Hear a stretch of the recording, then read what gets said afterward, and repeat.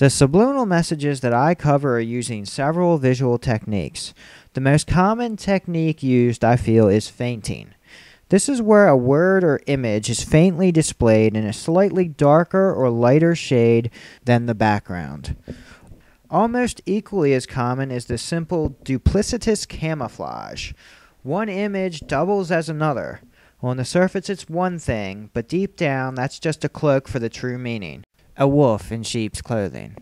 If you look on most print ads and product packaging, you will notice there's almost always a background pattern, or something like clouds, water splashes, smoke, steam, crackles, waves, hair, fire, ice, snow, vines.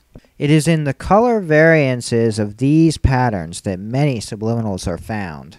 Placing subliminals is essentially the entire purpose of these backgrounds.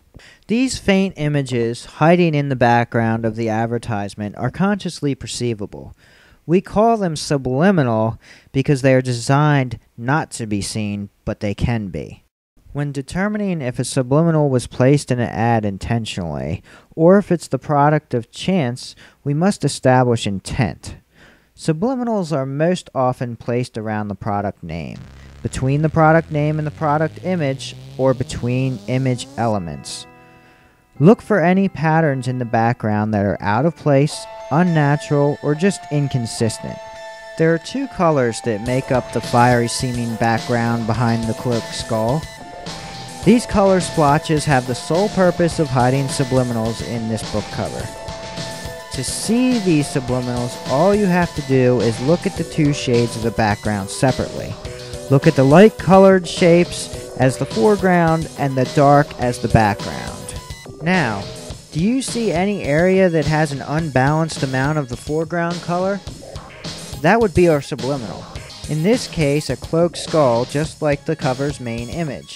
Then another on the right with a bright right pupil.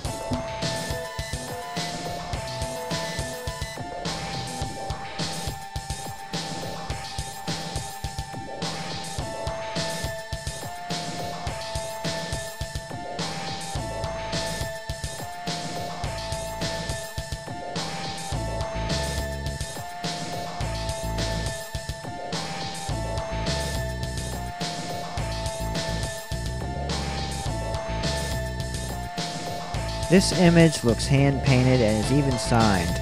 It looks like much effort was put into it. Take a good look for anything unusual.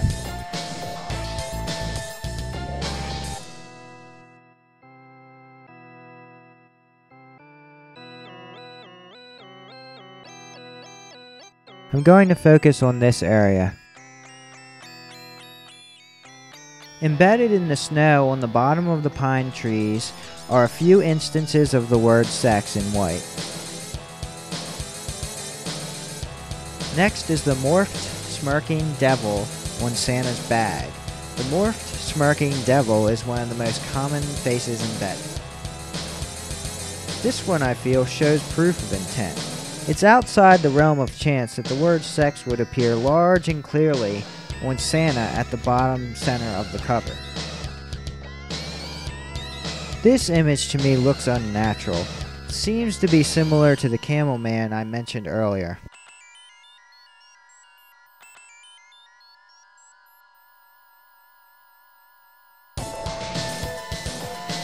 So what does Santa have in his bag?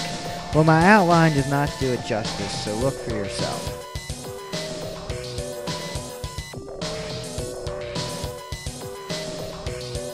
Maybe an unconscious victim of Santa? This one is a flaming skull, the strap on Santa's bag making a headband on the skull. There are many other images here also. A well-drawn face on Santa's bottom when turned sideways.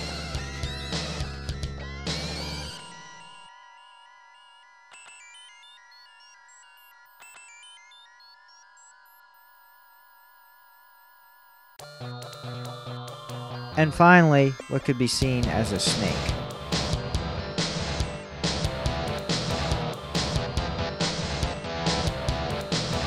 One surefire way to spot a lot of subliminals is to look for the double O's. Usually seeing these are the first step in perceiving a subliminal skull, face, or female figure. The wallpaper in this image is simply camouflage for the skulls. Notice in this one the skulls are around the P&G brand name.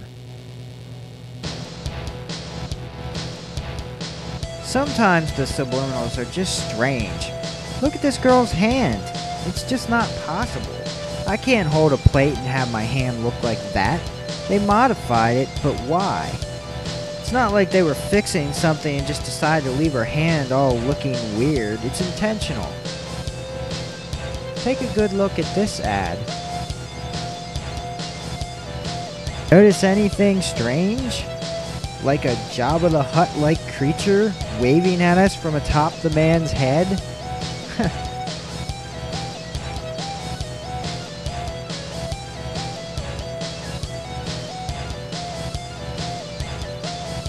One of the main goals of this documentary is to teach you the ability to see these faint subliminals. In person, I have shown hundreds of people one of these faint words or images.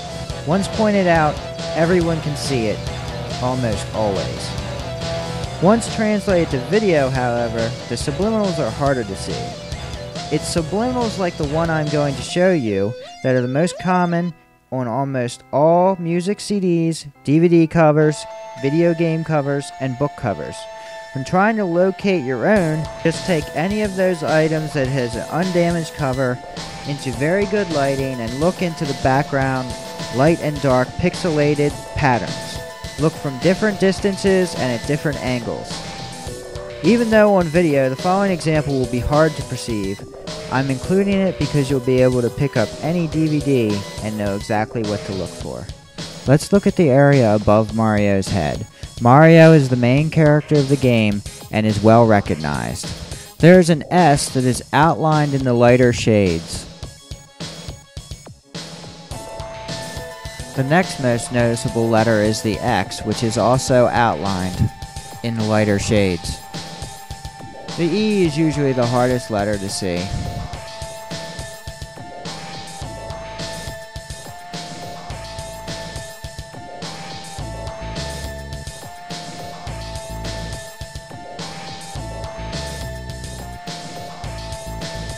Here I've used a Photoshop effect to show the disturbance in the colors in that area above Mario's head. Next I'm going to look at the skull. There's two skulls here, but I only have time to point out one. Here are the eyes. The eyes are almost always what I perceive first.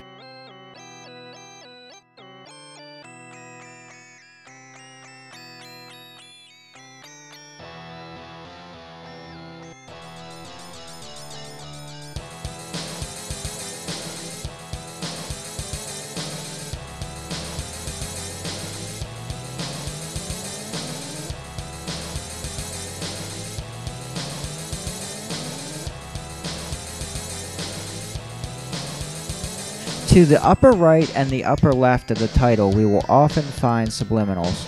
I would ask anyone skeptical to look at the actual cover of the game and not just go by a video that's been through a lot of processing.